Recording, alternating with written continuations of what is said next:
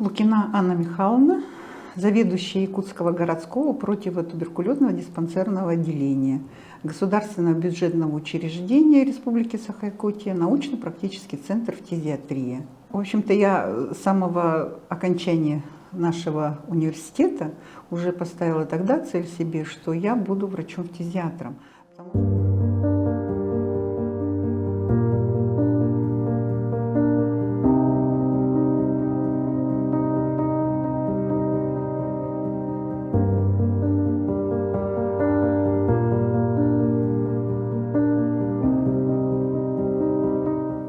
Очень тяжело, очень было, как говорится, воспринимать, что твои близкие болеют такой тяжелой болезнью. Оно очень длительно лечится, годами лечится, и поэтому я хотела как-то им помочь, и поэтому выбрала эту профессию – врач-фтизиатр.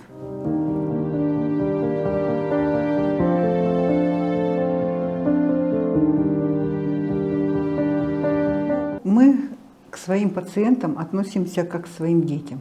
Я все время говорю, когда мы берем на учет наших пациентов, мы всегда говорим, что это излечимая болезнь, что ее можно преодолеть, если вы будете выполнять в взаимосвязи с врач-пациент все указания, все назначения, чтобы излечиться.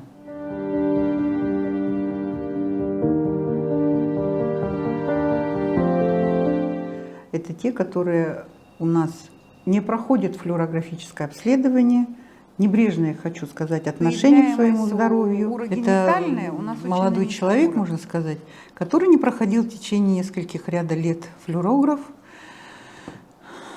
работая рабочей профессии. И вот запустил себя. Вот то, что вот это вот белыми пятнами, вот это вот все изменения в легких. А вот это уже расплавление легочной ткани. Я хочу сказать, что вот при таком даже большом процессе, если будет взаимосвязь врача с пациентом, то такие процессы можно излечить.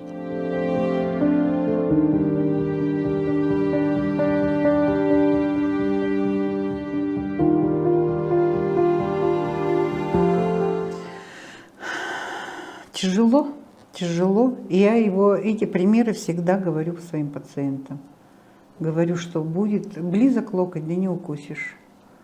Есть такие у нас, были такие пациенты, которые не обращали внимания. Потом, когда уже желание появляется к жизни, а уже все, уже полностью разрушенное легкое, уже ничем не спасешь. Был один такой пациент, не лечился, будем говорить, сколько с ним разговаривали, женился, ребенок у него родился, сын. И вот только после этого случая, когда у него родился сын, он бросил пить, начал лечиться, а было уже поздно.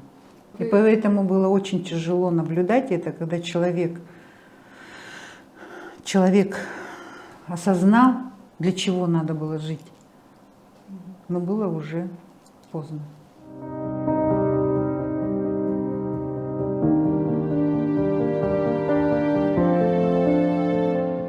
Да, поступило сообщение, что на дому находится пациент, который с подозрением на туберкулез легких. И нам надо обязательно посмотреть его рентген-снимки. То есть на программе «Архимед» мы должны воочию убедиться, что действительно у него есть изменения в легких, и что с ним дальше делать, как его лечить.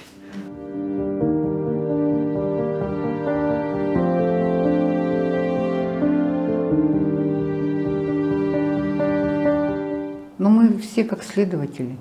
Потому что мы там должны провести эпидемиологическое расследование, от кого заразился этот человек. Все полностью окружение обследуем.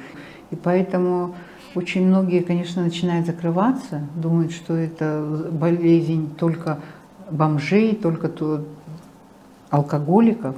То я хочу сказать, что от туберкулеза никто не застрахован. Начиная с вышестоящих, как говорится, профессий, то есть занимающих какие-то посты, и такими нашими обездоленными людьми.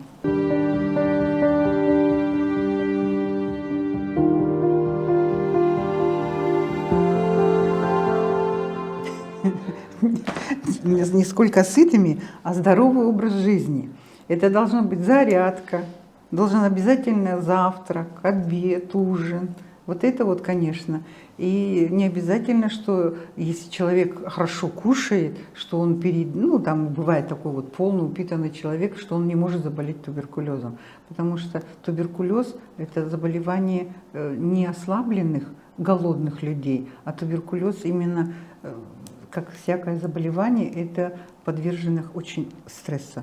Да, да, должен обязательно, чтобы человек на природу выезжать, к морю выезжать, в лес выйти. Вот вы видели около нашего института лес. Я часто там гуляю, потому что живу здесь недалеко, и часто гуляю и с внуками, и с семьей, все время выхожу в лес.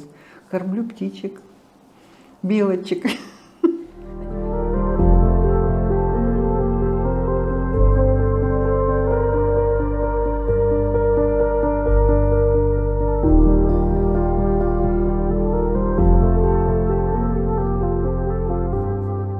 Иной раз вот так вот едешь, думаешь, ну, среди даже близких своих, вот, что-то нехороший у тебя кашель, приди, сделай флюорограф. Вот такой совет у нас.